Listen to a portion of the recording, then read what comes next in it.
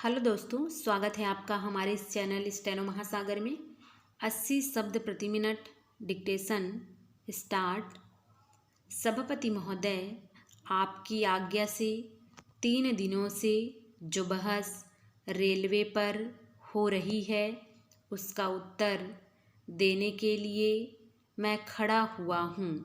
इसलिए समय आने पर आज उत्तर देने की आज्ञा आपने मुझे दी है।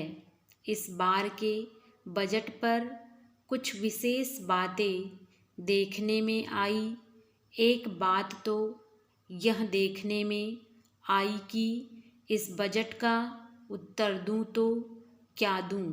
जो बहस हुई उसमें विरोधी दल ने कोई हिस्सा नहीं लिया। शायद उन्हें विरोध करने के लिए कुछ नहीं मिला या उसका मौका नहीं मिला। एक दूसरे ढंग से उन्होंने समर्थन प्रदान किया। अभी माननीय सदस्य महोदय ने जो अन्य कुछ बातें कही उनसे मैं सहमत हूँ। आपने भी बोला था आपकी सुंदर वाणी सुनने का मुझे मौका नहीं मिला, लेकिन मुख्य रूप से जिस दिन बजट का विरोध करने के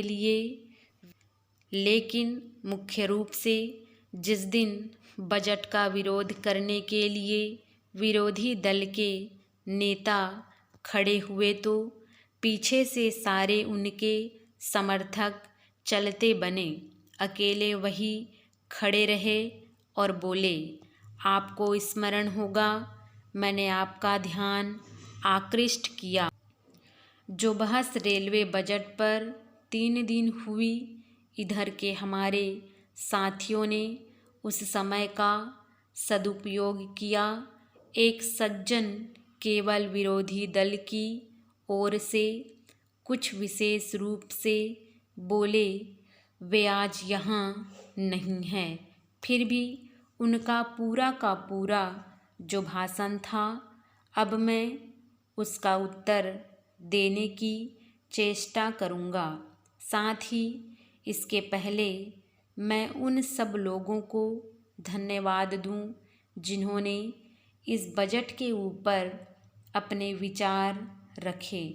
ऐसे लोग जिन्होंने इस बजट का स्वागत किया और बड़ी उदारता के साथ इसका समर्थन करने की कृपा की, अपना सहयोग प्रदान किया, उनके प्रति मैं कृतज्ञ हूँ। श्रीमान, इधर के लोग बोले, इसलिए 2 तरह की बातें कही गई। एक तो कुछ नीति संबंधी बात कही गई और दूसरे कुछ सुझाव दिए गए। हमारी व्यवस्था में, प्रबंध में कहीं कुछ त्रुटि है, क्या होना चाहिए, इसके संबंध में कुछ सुझाव दिए गए।